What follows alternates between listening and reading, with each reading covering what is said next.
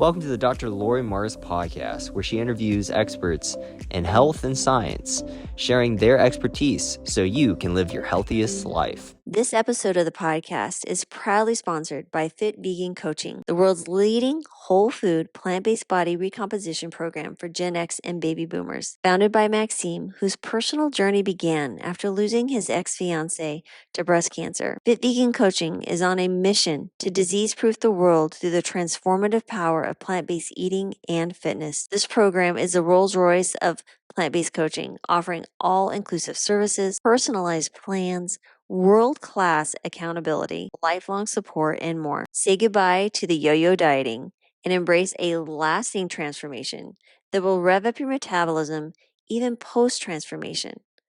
Ready to take charge of your health and vitality? Head over to fitvegan.ca, that's fitvegan.ca, and mention Dr. Lori for exclusive bonus savings when you sign up. Don't miss this opportunity to join the movement towards a healthier, fitter, and more vibrant you. This episode of the podcast is proudly sponsored by The Healing Kitchen, your path to vibrant health. Immerse yourself in the transformative program, guided by the combined expertise of myself, Dr. Lori Marbus, and Chef Brittany Giroudi, who has lost 70 pounds on a whole food plant-based diet. Here's what's in store for you. Virtual weekly sessions. Engage in an immersive 60-minute virtual session every single week, where you'll delve into the world of wholesome plant-based goodness right from your own kitchen. Cooking with Brittany the first half hour. Unleash your inner chef as you're captivated by Chef Brittany Giroudi's culinary mastery that will delight your taste buds and nourish your body. Medical Q&A with Dr. Lori the last half hour. Prioritize your well-being during the second half hour. I will personally address your medical inquiries, providing evidence-based insights and personalized advice, empowering you to make informed choices for your health. So join us on the Healing Kitchen to help you step into a healthier and most vibrant future. Welcome to the podcast. I'm Dr. Lori Marbus, and today I'm really excited to interview Cory Davis, who is the son of Brenda Davis. Yes, the Brenda Davis, the OG registered dietitian of the plant-based world. He helped co-author Plant-Powered Protein, which is one of the newer books that Brenda and Cory have put out. And so welcome to the podcast. Thank you so much for having me, Lori. It's a pleasure to be here. And we co-authored that book along with another one of my heroes, Visanto Molina. And I'm also the son of my father, Paul Davis, who is another one of my heroes as well, who's taught me so many life lessons about the environment and human well-being and those connections. Probably one of the smartest people I have ever known. Well, it sounds like you have a wonderful childhood and upbringing and resources yet still. So that's fantastic. I'm very blessed. That's right. As we get started, I think we can maybe, if you can share your specialty and what you do, and then we can maybe get into the ecological impacts of food and just kind of, take the conversation from there. Sounds good. Well, first and foremost, I've been an activist from a very early age, going on tour with my mom, Brenda Davis, across the United States to 49 states, over 100 cities on the Compassion for Animals Road Expedition, where I led all kinds of cooking demos to teach people how to cook environmentally friendly foods and ethical foods, to leading discussion groups on the environmental impacts of food. And from there, I went into post-secondary thinking I would be a sociologist or something in the social sciences. I had done a lot of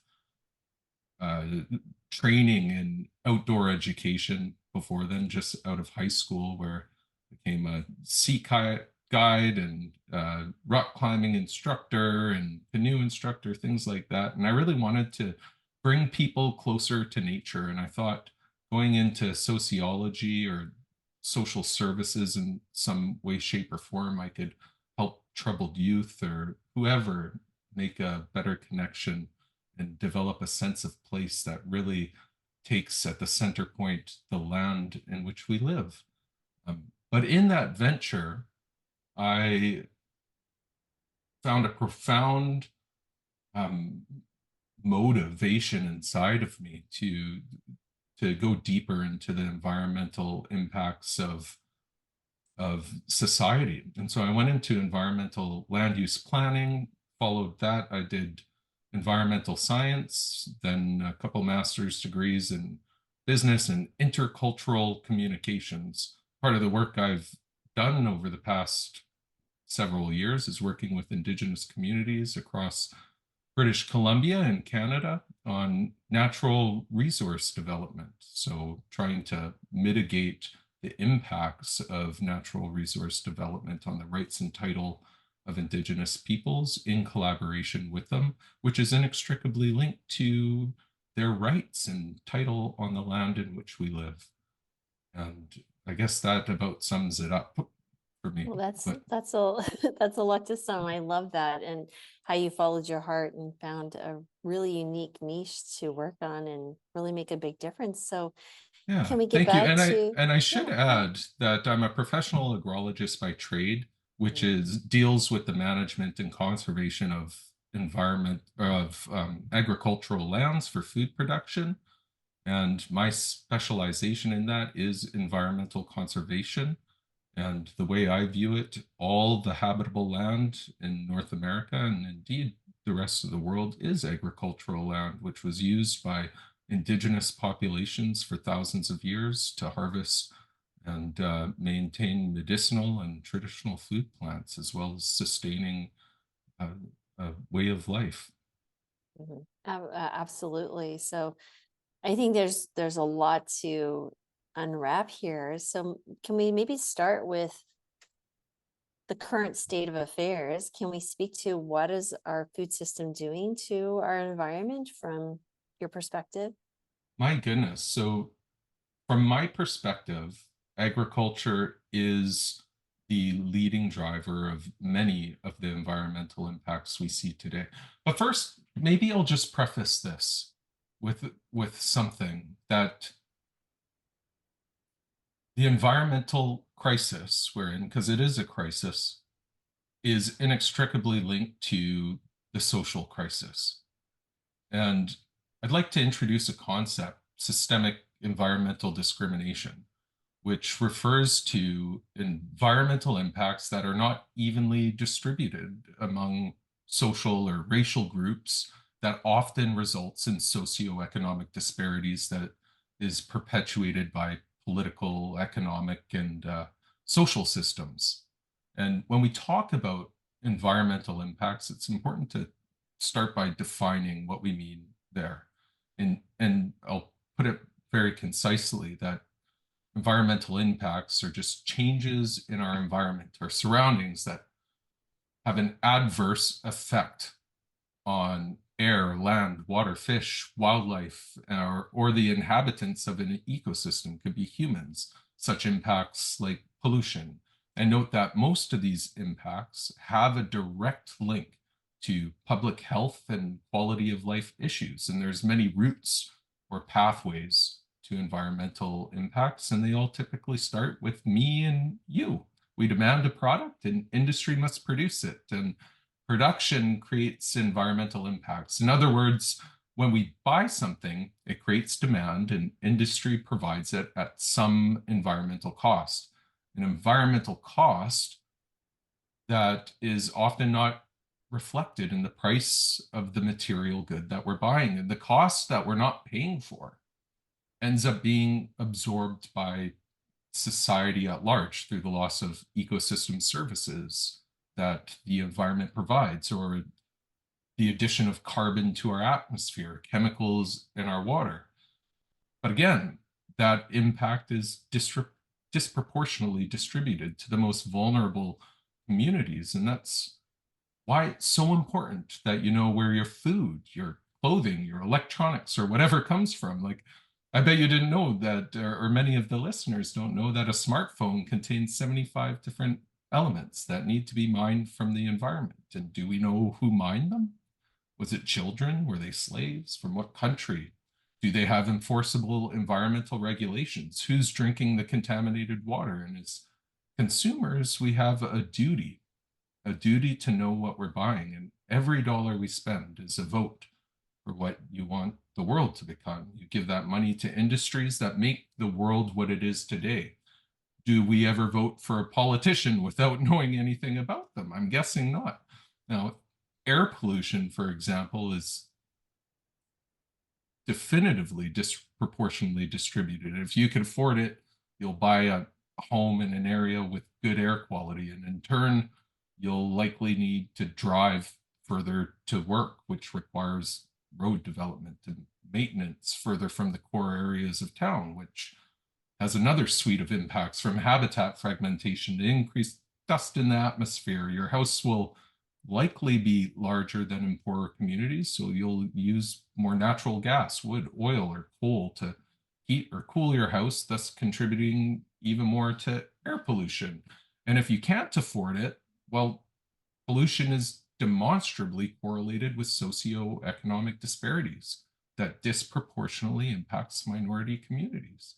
Socioeconomic disparities include things like access to healthcare, wealth, education, and other important services.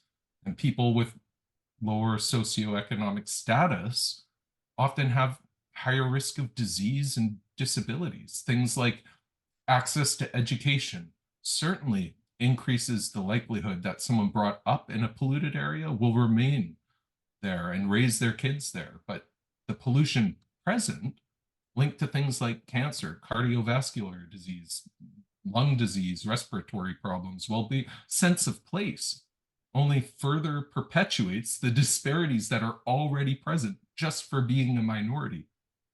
And when I talk about agriculture, I like to really drive the point down that this is by far the most impactful industry on the planet. But it's also an industry that has so much opportunity to improve. There's industries out there that make an impact, but that gap of improvement is fairly narrow. Agriculture is one where we could transform the industry into something so much better. We could minimize the impacts, and we could drastically improve biodiversity and create resilience in our ecosystems, the ecosystems that provide, that are the life sustaining systems. They're life giving systems. They maintain our quality of life and our health. So I just want to put that out there, that protecting our environment is a matter of social justice. It's embarrassingly underrepresented in the mainstream, at least where I live. But I'd like to preface it by that. And I like to perhaps categorize the impacts of climate change to a few categories. Like, I typically parse it out and talk about water pollution, water use, land use, greenhouse gas emissions. But it's also important to note that all of these things are linked. Water use, water pollution are linked to land use and to climate change. There's a thread there that tells a much broader narrative that I'd like to get into at any time. Yeah, no, it's a very large onion that we can peel Yes. back today. So where do you think the most startling facts that maybe many people don't understand and can't appreciate, but maybe that's also something that there's something that they can do, like different choices? Is there, because, Yes. there is the high level, but bringing it down into actual items for the everyday person, is there any particular area that you feel would be very helpful there to explore? Sure. First, let's talk about land use, because I think this is perhaps the biggest environmental impact in the world that's often never talked about. Like, we do talk about it. We talk about it when we talk about urban sprawl, things like that. I hear that all the time, but I guess the elephant in the room that few people are talking about is agricultural land use. Talking about urban sprawl, I hear it all the time. Urban areas perhaps make up 1% of the planet's surface, whereas agriculture takes up about half of the planet's habitable surface. Wow. Surely, efficient use of agriculture should be the central point of conversation whenever we're talking land use planning. Millions of hectares of forest, including old growth in North America, have been destroyed to make way for agriculture. A lot of it goes to pasture, a lot of it goes to animal feed to feed animals, and some of it also goes to human food crops globally. So I want to paint a picture because we've all heard that or I hope most of us have heard that there's been biological declines. Biodiversity is declining. We might have seen reports about 69% of population decline since 1970, things like this. I'm not sure if that's the best way to articulate biodiversity loss, but at least it's a starting point. And this is in large part related to land use change. So we're changing habitats that served a particular function, largely to be wildlife habitat, and turn them into something else, something to produce economic value, etc. And of course, as I mentioned, the largest user of the land on the planet is agriculture. 10,000 years ago, about 71% of the planet was covered by forests, shrublands, and wild grasslands, and the remaining areas were covered by deserts, glaciers, rocky terrain, otherwise barren land. And so when I say habitable land, I'm talking about that 71%. I'm not talking about the deserts, glaciers, rocky terrain, or otherwise barren land. And of the 71%, 57% was forests. So 57% of our habitable land was forests, 42% was wild grasslands and wild shrublands. And by the year 1700, of course, 10,000 years ago, agriculture started. In very small regional pockets, there would be tiny bits of deforestation to make way for olive plantations or grazing land. But it wasn't until 1700 that we could start seeing more significant impacts to this land use change. By the year 1700, we lost about 5% of our forests and 4% of our grass and shrublands in exchange for crops and grazing land, double the amount of grazing land than crops. But it wasn't until about 1900 that things started to rapidly change, where over half the forest lost that occurred over the past 10,000 years would occur since 1900. Today, 38% of our habitable land remains forests, while only 14% of wild grasslands and shrublands remain. And we've replaced that with cropland and grazing land and a small amount of urban areas. Right now, we have 38% forest, 14% grassland, shrubland, wild at least, 15% cropland, and 31% grazing land, other 1% urban areas. And what these figures are telling us is that almost half of the planet's habitable surface has been transformed from forest and natural grassland or shrubland to agriculture. And of that agricultural land, 77% of it is used for livestock grazing and crops for animal feed, and only 23% are used for crops to feed human. And note that that 77% is really disproportionate because it only produces about 18 or so percent of our calories. Yeah. Right. So that 23% is producing the vast majority of calories that humans get and protein content that we get. Or I should say 18% of our protein. I'm sorry, I don't know. I don't have the figures in front of me, so I don't know off the top of my head. But as the story is often told, ranchers, they're stewards of the grasslands. If they weren't using the grasslands for beef or lamb or mutton, we would need to convert that land to soy plantations or other intensive crops that would be disastrous to the environment. And this story was told not all that long ago on CBC, on the Canadian Broadcasting radio station. And This is monumentally misinformed in a number of ways. That first, most soy is grown to feed livestock, and this is not for human consumption. At least 7% of soy is used to directly feed humans, and the lion's share of that is for things like soybean oil used in processed food, which people should generally avoid, whether you're vegan or carnivore or omnivore or whatever. Only a few percent is actually used for things like tofu or tempeh. And funny story, actually, looking around, I'm thinking about doing a PhD, so I've been interviewing all kinds of professors, trying to see what university I'd like to go to and what professor I'd like to sponsor me. And one of the sponsors, I was telling him I'd like to do a study on land use in British Columbia and agriculture.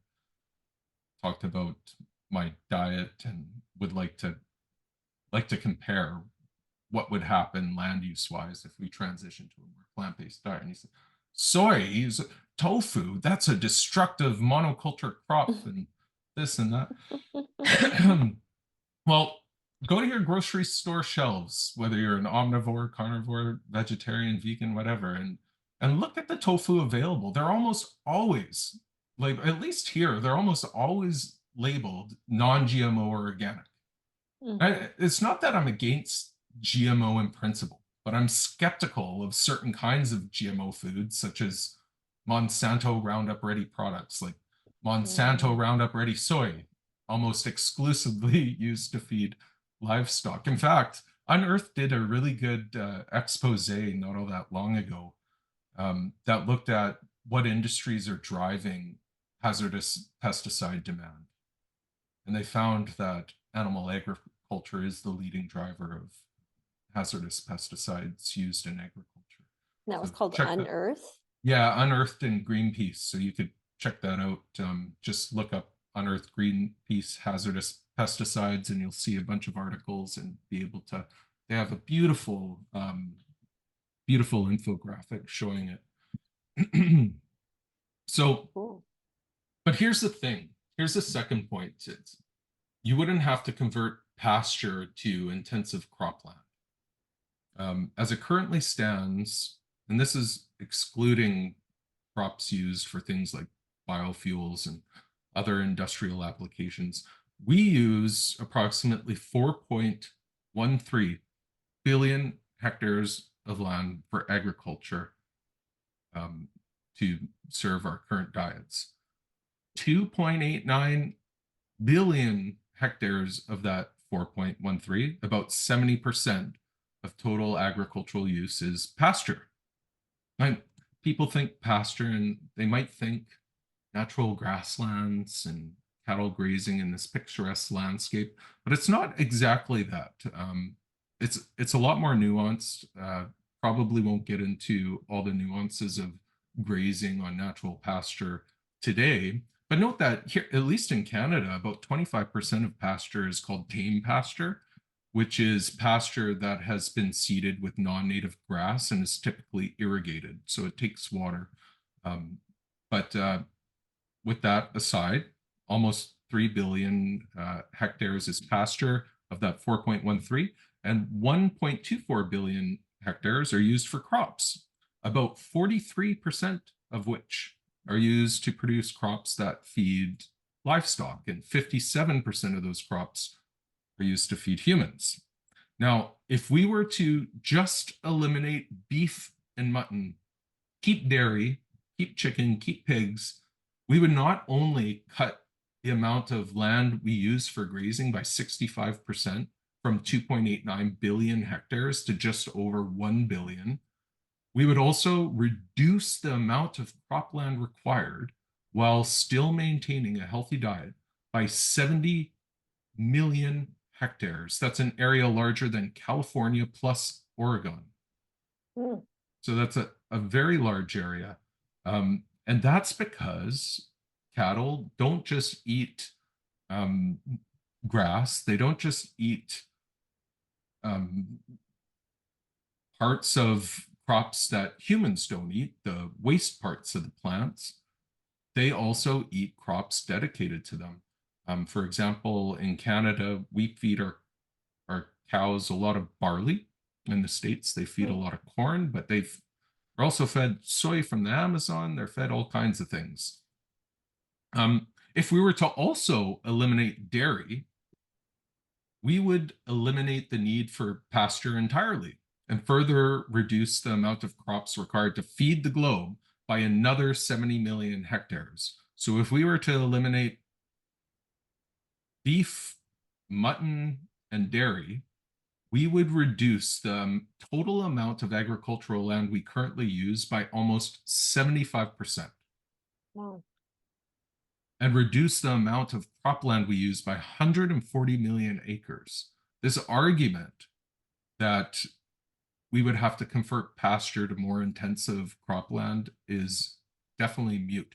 But if we were all to go vegan, for example, which might not be practical for all, but this is a hypothetical, theoretical example, by eliminating chicken, eggs, pig meat, any other kind of animal food product, we would eliminate the need for another 100 million hectares of cropland used. We would be using less than 75%, or less than 24%, or around 24%, the amount of agricultural land we currently use today. So the argument that grazing livestock is an alternative to the use of intensive cropland is certainly misinformed and provides a harmful message to the public. So half of the planet has been deforested or altered to accommodate agriculture. And with that, we've been replacing wildlife with livestock at a devastating rate. 10,000 years ago, about 4% of the mammalian biomass was human, and the rest was wildlife. And today, driven largely by agricultural expansion, only 4% of mammalian biomass is actually wildlife.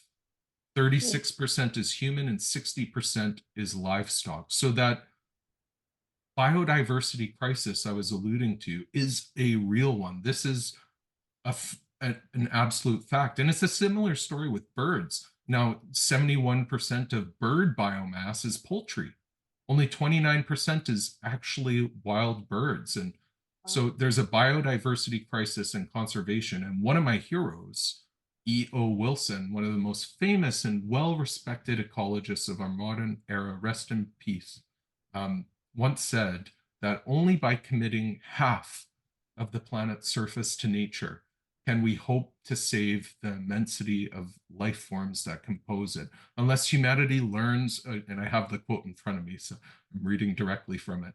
Unless humanity learns a great deal more about global biodiversity and moves quickly to protect it, we will soon lose most of the species composing life on Earth. So he puts forward this half Earth proposal, dedicate half of planet Earth to nature. Let's just save half. We can have the other half. Give back half of the planet's surface to nature. Now, with our current diets taking up half of the habitable land on the planet, I don't know of another way to get there without removing animal products from our food supply chains. That is the only legitimate solution, or at least removing beef, mutton, and hopefully dairy. Wow. And okay. Go ahead. yeah. Go ahead.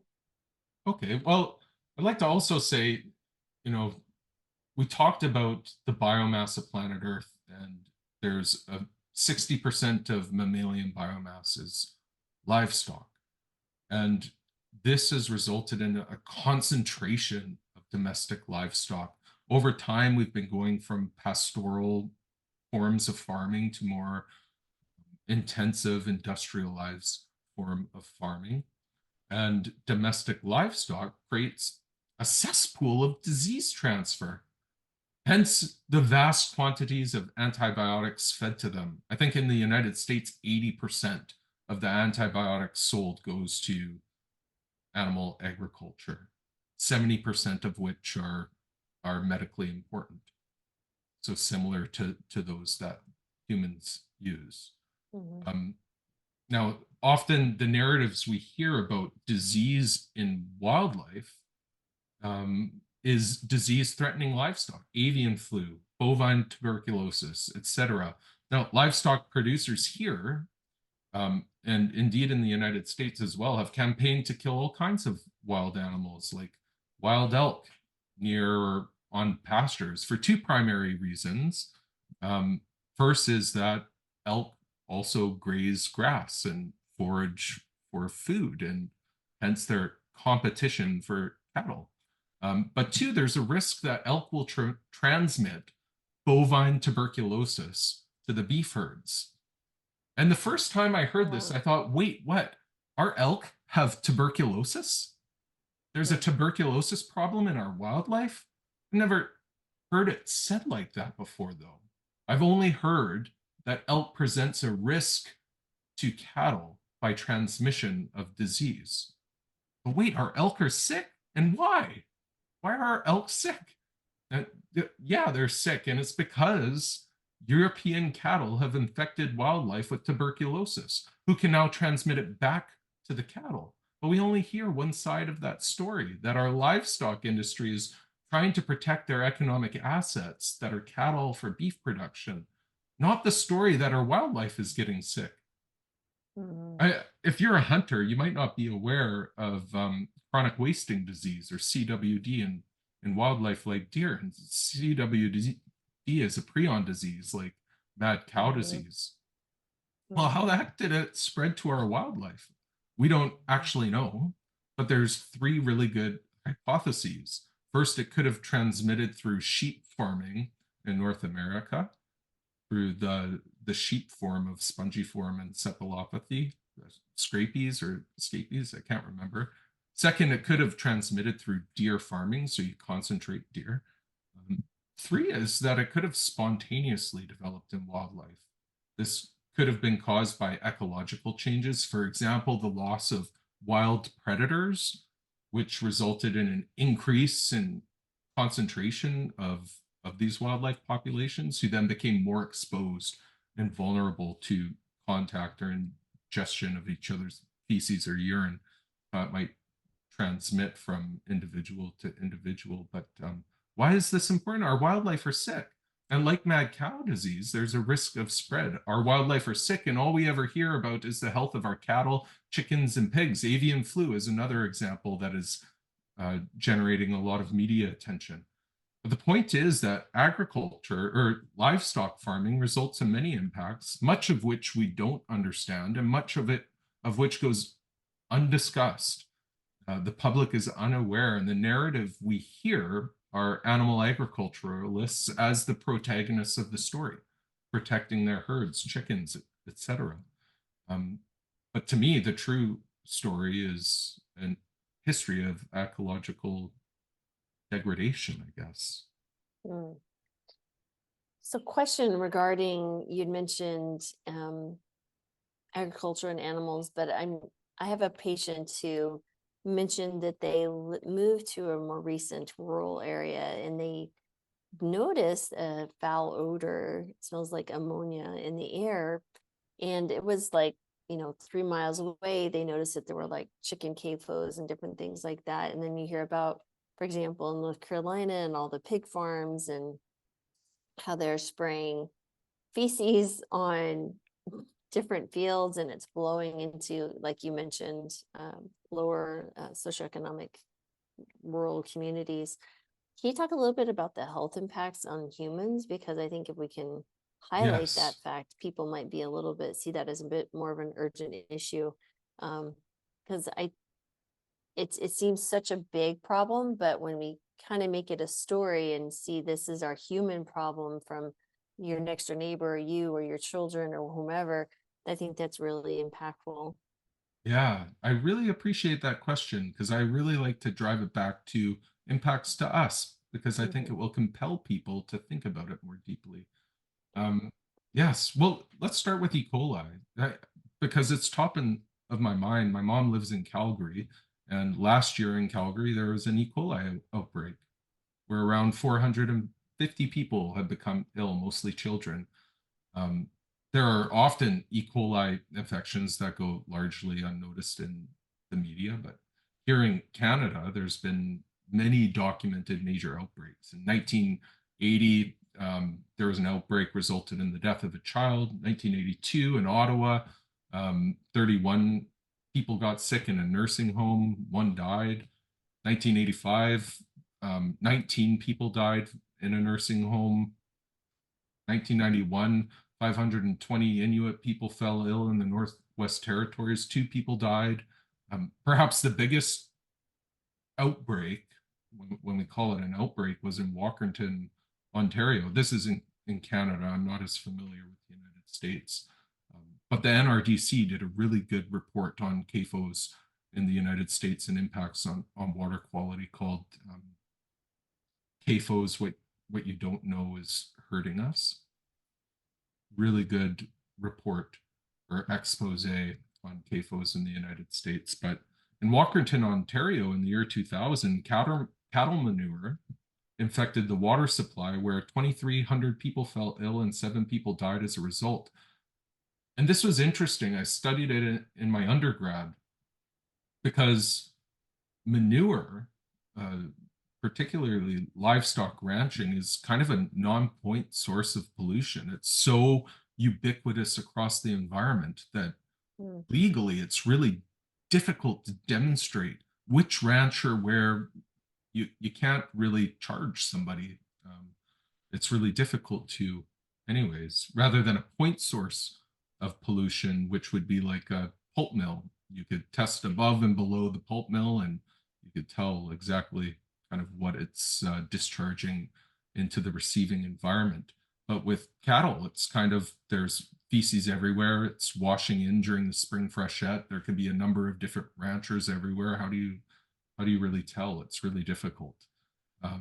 But in Walkerton, with the Walkerton Inquiry, you could find the books on the Walkerton Inquiry, perhaps, if they're still in print. But it came down to the people responsible for water treatment in Walkerton. So they were to blame, and I agree they were to blame because they didn't do due diligence in testing the water before it got into people's water supply. But the origin was cattle. And it was found that the cattle rancher who was responsible, we know because he was depositing it onto agricultural fields, and that's what leached into the water supply, did everything by the books. So he was completely lawful. He wasn't responsible for anything. It was all the water treatment folks who were 2 brothers who were responsible for the water treatment system, were legally liable for that incident, but not the rancher at all. And so we know that the regulatory barrier, the protection mechanism, it wasn't strong enough in Ontario. It wasn't strong enough to protect our water, like the original cause. I would like to think that our water is safe. I often like to go on multi-day hikes, and at which point I rely on the natural environment for my water supply. I've got to use, I use filter and use iodine, but still some people get sick. But anyways, it's well known that cattle are the major reservoir of E. coli, and it often originates there. Manure, fecal matter, we spread over our crops and environment, thus increasing the loading of this hazardous material in our food supply. However, other livestock such as pigs, turkeys, sheep, they're also shown to have shed E. coli in their waste.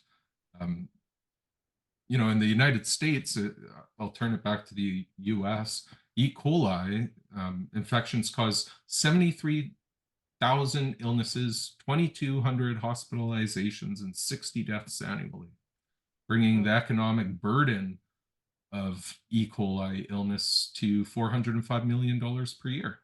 However, this only scratches the surface. It really does, because as infection rates of E. coli are actually lower than other pathogens such as Campylobacter, Salmonella, but they do result in more hospitalizations and fatalities. But manure from livestock contains over 150 different pathogens, including Campylobacter, Salmonella, Listeria, E. coli, Giardia, cryptosporidium, which accounts for around 90% of all waterborne illnesses for humans. And of course, we know that waterborne illnesses and foodborne illnesses disproportionately impact the elderly and children. This is about protecting our children, right?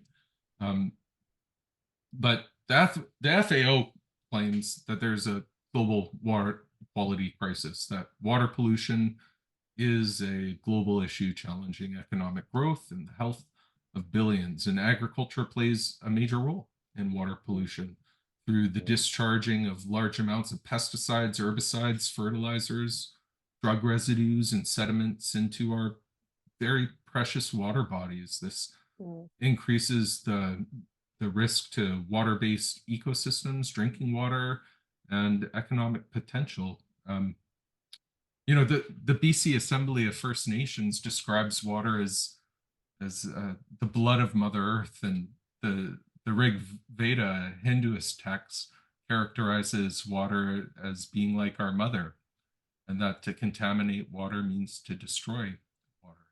I really like that. Sometimes we don't do a very good job of bringing the human element back into the conversation. We just tend to talk about facts, but I really appreciate the way that we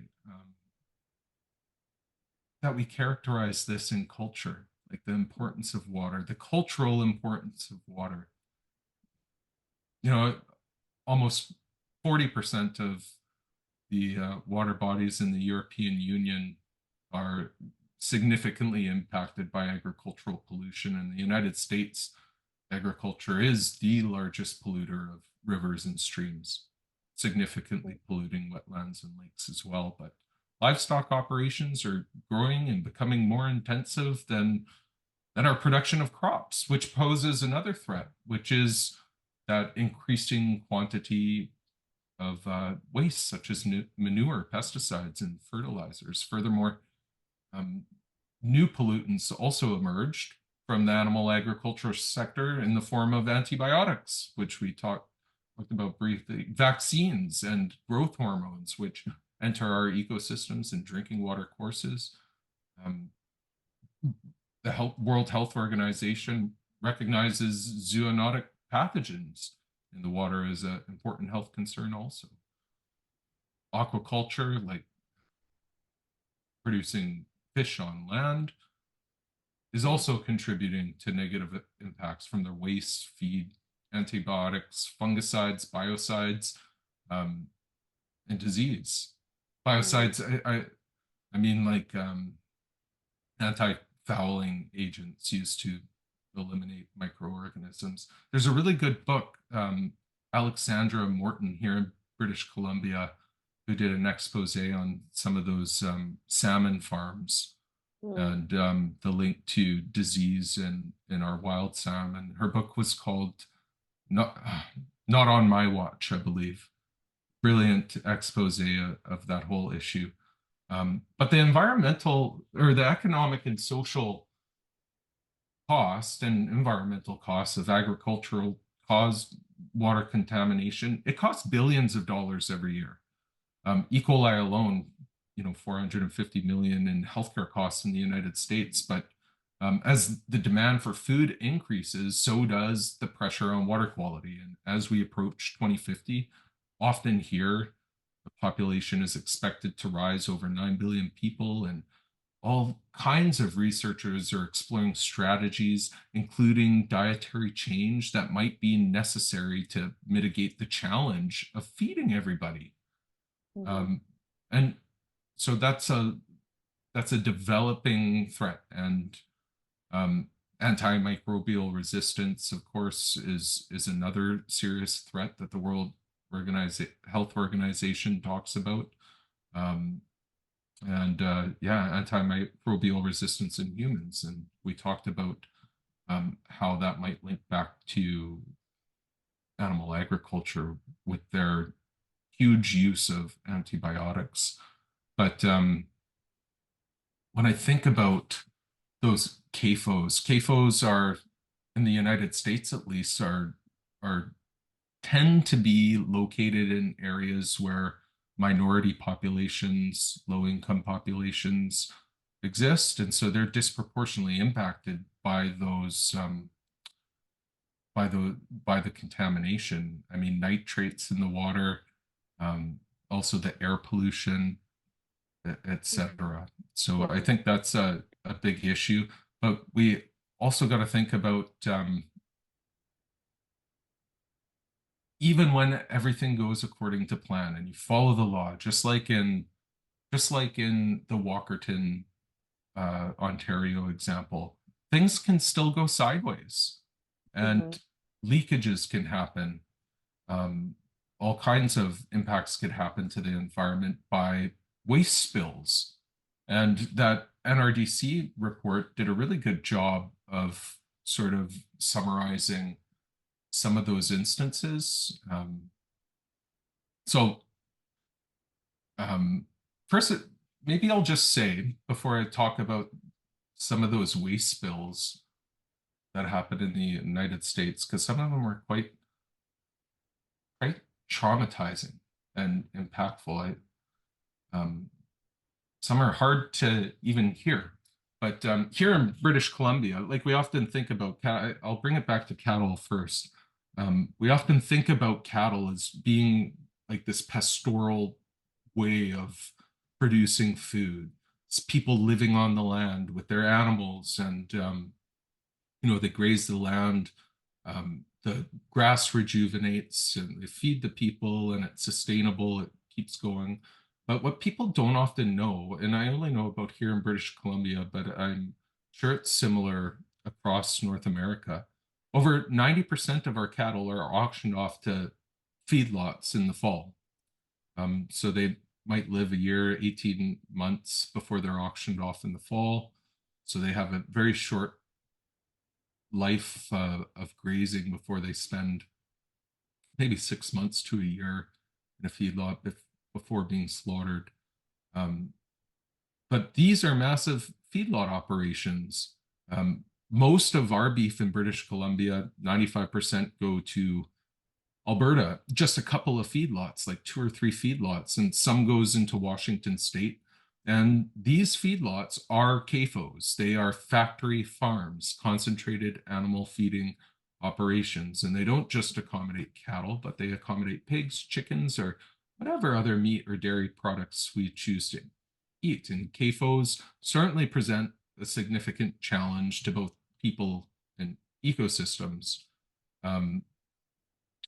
So minor mistakes, unforeseen events that have the potential to lead to the release of manure into the environment can be triggered by transportation accidents, leaky lagoons, rain events leading to overflow, or even deliberate discharges, all of which are common culprits of fish mortality, threatening the health of aquatic ecosystems. For example, in 2017 in Ohio, 3 spills killed almost 67,000 fish. Minnesota absorbs about 20 spills annually, and in just one single Minnesota spill on Beaver Creek, around 700,000 fish died.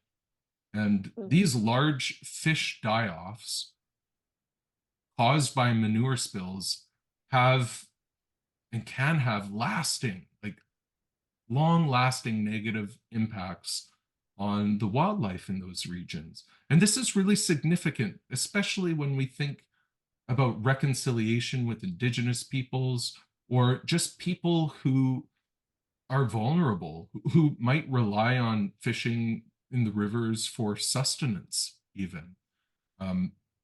There are significant impacts to people in the environment and for the cultural connection that we might have as it relates to pristine environments. But in 2012, a pig manure leak in Illinois impacted over 20 miles or 32 kilometers of waterway that caused the deaths of 150,000 fish and 18,000 mussels. But the reason why this spill is so impactful to me is that 2 years before this spill happened, there was biologists that went out there and sampled 9 different fish species prior to the spill. And 2 years after the spill, they went back to sample those fish species and found none. Wow. Water is like our mother indeed. Yeah. But Right. it's really difficult for me to think about that long lasting impact from a pig manure leak. Um, So, I mean, you're highlighting all sorts of things. We have water issues, we have cattle, we have CAFOs, we have spills. I mean, the Mississippi Delta into the Gulf. I mean, we get dead zones. I mean, it goes on and on. What can we do? Like how, it is a tremendous problem, but what is the first step that as a consumer or an individual, what can we do in our daily days, our basis to improve? Because at the end of any discussion, the most impactful are going to be what can you do on Monday? It's like, okay, I went to this conference. What can I do on Monday? That what would you highlight, would you say, with all your work that you've seen the most impact that one individual or a collective can make? yeah, I really appreciate that question. It's a really good question. And it's a question that often makes people feel hopeless. Mm. And I don't feel that way. I think it was Gandhi, and maybe this is a misquote from Gandhi, I don't know. Be the change you want to see. And I really like to live by that mantra. But there's a lot of narratives out there that say, well, it's not us, it's them who are profiting off of the environmental destruction. And I think there's a lot of responsibility there for Mm. industries and perhaps the economic system as a whole, which is a whole nother discussion. But I always think that individuals have power. Mhm. We have consumer power, Mhm. right? Like I talked earlier, what every dollar we spend is a vote for what you Mhm. want the world to become. But it's not just that direct impact of our consumer power, it's the impact we have on our loved ones and our friends and our family and the community that we find ourselves in. And I think that we have influence and we've got to be amicable about it. I think the best way for me is just sharing food. We build communities around food, or at least we used to. I remember Mm. growing up, we'd always have block parties where we'd have barbecues together and things like that. Always knew our neighbors. It was always food was always a place of community, and Mm. it's sad seeing that trickle away. But food is still a profound source of social well-being and bringing people together. We often invite friends for food, or um, my partner's parents, that they live in China, and they came and spent a year with us, and we ate vegan dinners every single night for the whole year.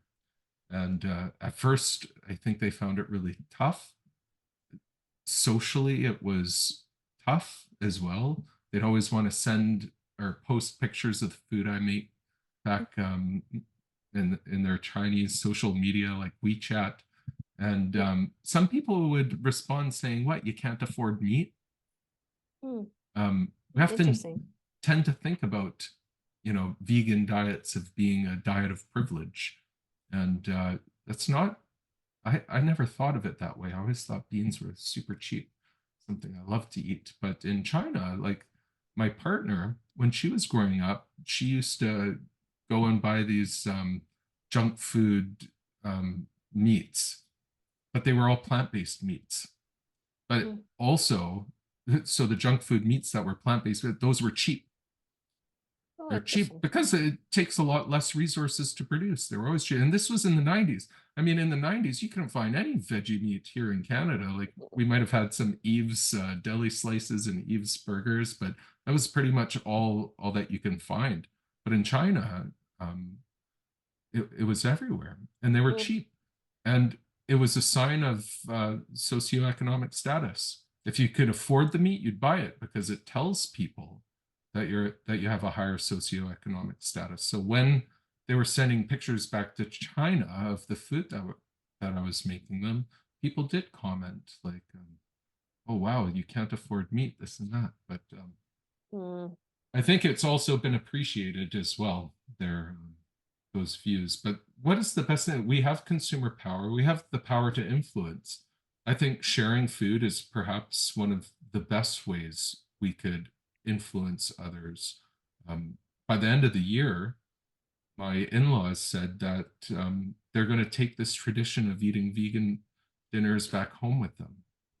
Oh, I nice. think that's just so impactful, so Mm-hmm. impactful. Mm-hmm. So don't kid yourself. I mean, a lot of people will try and create the narrative that you don't have power. I think you do have Mm. power. Oh, yeah. When we think about the change and vast social change, those social movements, you only need a small percent of very dedicated people to create that change. Mm-hmm. Right? Most Yeah. people sit back and sort of scan the environment of what's the social norms, and it's a small percentage of people who push that new agenda. And I think that you know the plant-based movement is a very strong one. Mm-hmm. And I think that we can create change. But as individuals, think about what you're purchasing. There's other things we could do with, you know, trending our diets to include more plants. You don't necessarily need to eliminate all meat or dairy, but trending our food towards plants is a very significant step at reducing our impacts on land use, climate change, biodiversity loss, water quality, all kinds of things. And those environmental impacts are, of course, social impacts. Um, Mm-hmm. so I think both from a social justice standpoint and from an environmental standpoint, what we eat is of critical importance and has a profound impact. And if we can make foods tailored to the taste buds and the taste preferences of the people that we're cooking for, maybe that'll inspire them to try it out. And I Mm-hmm. think just that transmission of cultural change can go a long way in our daily life. I mean, we eat 3 times a day. We often eat with somebody else. I think Right. that's such a profound change. There's Right. also, if you um, making it a normal thing. I don't Mm-hmm. when I share foods with friends, I never say, "Oh, this vegan steak, it was made without harming animals, and you should be ashamed of yourself if you eat steaks Right. that harm." They're going to put up their defenses, and Mm-hmm. it also positions yourself as being fringe, and Mm-hmm. I don't want Right. plant-based eating to be a fringe thing in society. We need to normalize it. Well, you need to set yourself up for success. That's just Yeah, common communications and human personal relationships. But really, it's a matter of raising the collective consciousness to awareness of what's going on. We created this world, we can certainly create a new one. So, every input matters. So that's the value of your education and what you're sharing with people. And they can make a different decision starting today with what's on the end of their fork, really. So I think it's fabulous. And it's just a unique perspective that you have with your experience and your upbringing that a lot of people don't think about. So I think that's great because we always come into this a lot with health, right? As a physician, that's where I entered, just because I had a patient experience that was so dramatic. But it was such a wonderful thing to see others come into it for different reasons and you learn. So I think that's great. that's right. Much Yeah. appreciated. And just noting that, we rely on the environment for our health as well. Yeah. There's been some studies suggesting that 1 in 4 chances of or instances of disease and premature death are related to environmental degradation of some kind or another, Wow. pollution, Wow. something like Wow. that. And I think that with agriculture being the predominant mode of environmental degradation, Yep. that is where we could see the most profound impact. Right. And I think it's very interesting that when I work with patients who are ill, right? So they've obviously had an imbalance not only in their ecosystem is falling apart, but their internal ecosystem, the biggest bang for my buck, so to speak, is literally changing their diet. And that's what leads them down the path of wellness. And it's a really interesting phenomenon that it's the environment outside and internally that you'll see these two things kind of cross paths. But I think it's fantastic. Yeah, start with literally what you're eating. Just start Yeah. with what you're eating. So yeah. Sharing food, Mm-hmm. trending towards plant-based diets, but there's more. I Mm-hmm. always encourage people to explore the diversity of foods available. I always like when I Mm-hmm. see a new vegetable or fruit that I haven't really tried before to take it home and experiment with it. Like to Right. go to my local farmer's market and buy leafy greens I've never seen before, and all kinds of Mm-hmm. fantastic produce that people are providing out there, but they're Right. still fairly niche. Right. I think that there's a challenge with agro diversity, Mm. the diversity of agricultural crops that we grow. Right. Agrodiversity, as the United Nations puts it, is part of biodiversity. It is part of biodiversity, Mm-hmm. right? And Mm-hmm. unfortunately, we get the vast majority of our calories from just a few simple crops and meat products. I Mm-hmm. think it's like maybe a dozen crops and a few meat products we get almost 100% of our calories from. Mm. Corn, potatoes, wheat, rice, etc. Mm-hmm. Um, and with that comes a lot of risk Right. to food security. Mm. Um, what happened to bananas when the disease came through, right? Right. What if the disease comes for corn, wheat, Right. or whatever? And we're not diversifying the strains of those commodities either as much as I think we should. Um, There's a Go ahead. Yeah. I was going to mention there's a really interesting book on bananas that you mentioned and just the history and evolution of bananas. I think if people would read that, they would be a little bit startled. That could yeah, happen to any, like you're saying, these monocrop type situations. They can have a devastating impact on, our food system. So that's it's a right. really interesting book. Yeah. That's Look at right. that. And with such a few amount of products Mm-hmm. providing the vast majority of calories, what happens if one gets wiped out Mm-hmm. by a disease? That, Yeah. that would have Yeah. severe implications to global food security. Right. And so Right. I like to try to eat as many different grains as I can. Mm-hmm. Buckwheat and amaranth and barley and kamut and whatever, I Mm-hmm. try and diversify that. Um, I think that's really important.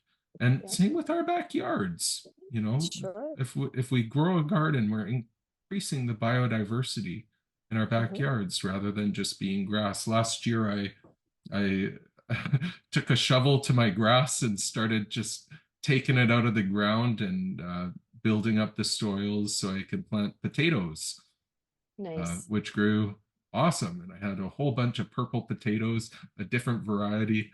I Nice. try and plant as many different things as I can in my backyard to promote bees and insects and birds and try and just make the land that I have taken from the natural environment and try and give something back a little bit. Mm. That- But It's a great definitely sentiment. diversifying our diets. We Mhm. often hear about buying local, and that's reduces the amount of greenhouse gases for our Mhm. foods. I encourage people to buy local and because you could get seasonal, and I think seasonal foods make dinners fun. I love having fall themed dinners and summer themed dinners, and it just makes eating food all that much more enjoyable to me. Of Mhm. course, buying local, the reduction studies have shown like it's demonstrable that it's not really about, if we're thinking climate change at least, and the contribution of agriculture to greenhouse gas emissions. It's not really about where the food comes from, it's about what you're eating. So, about Mhm. 5% of greenhouse gas emissions in agriculture results from the actual transport of the goods from place to place. Um, we often hear people pointing their fingers at vegans for avocados and so forth, which certainly is impactful. Most agricultural products are shipped by boat, which has a much lower carbon footprint than, say, by plane, probably half the carbon footprint. But I like to support local because I like to support community, and I want food culture, right? Culture around sustainably produced foods.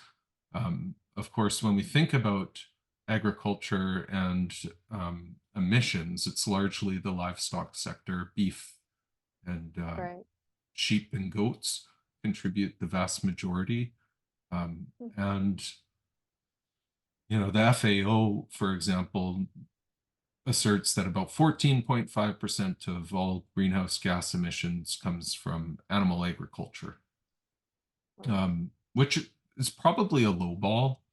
It's a lot of studies are more suggesting that it's in the 28%, 25% range. Some studies have came out claiming that it's 87% or and they try and think about land use change. So we talked a little bit about land use change, and maybe we'll get into it very briefly in a bit. But I always like to just say, yeah, standard mode of thought is 14.5%, even if that's the low ball.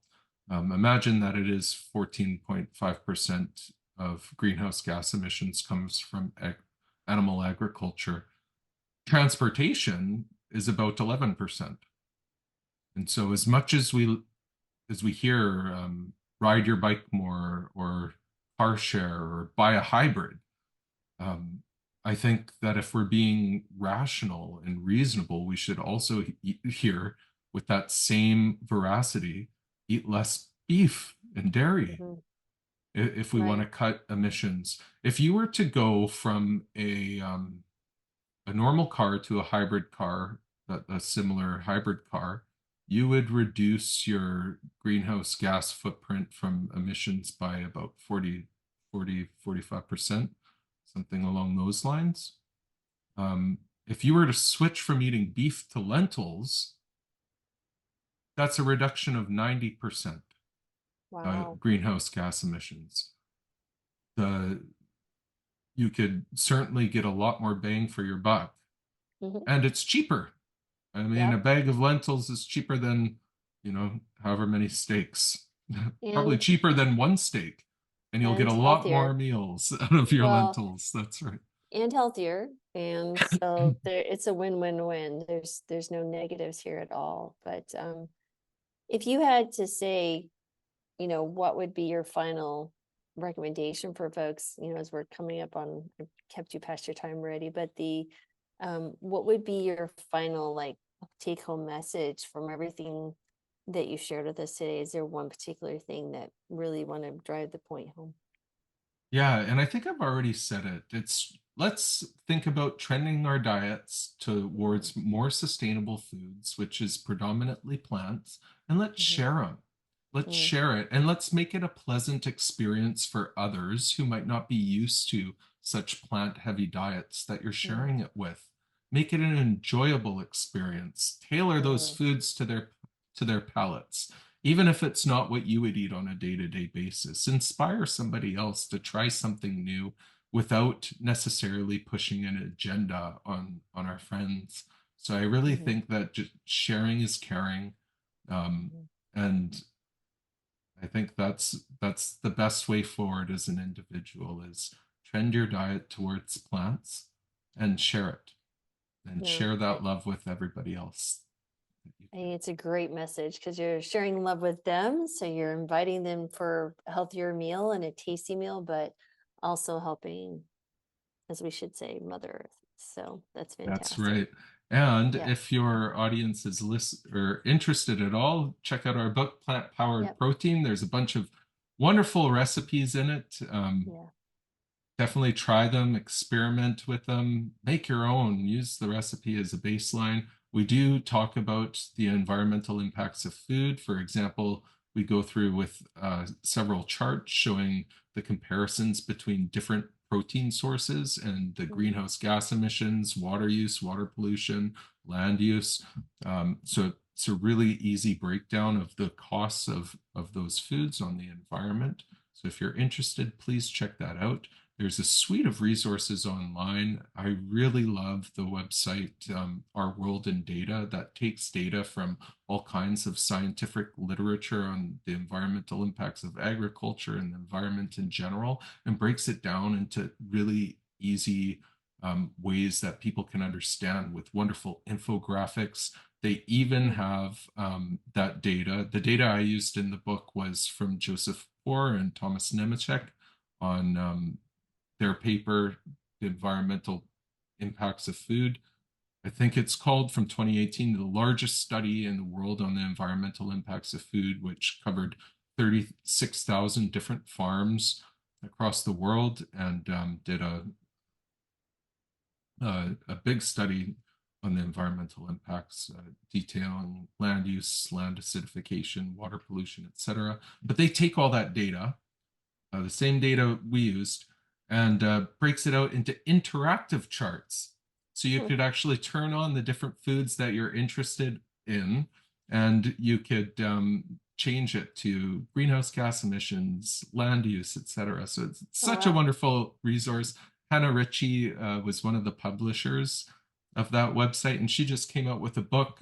Can't remember exactly what it's called. I'm listening to it on Audible right now because I was lazy and wanted to get it right away. I didn't want to get it shipped in, but it's all about optimism in the face of the environmental crisis that we're currently living in. So check that out if you need a little pick-me-up.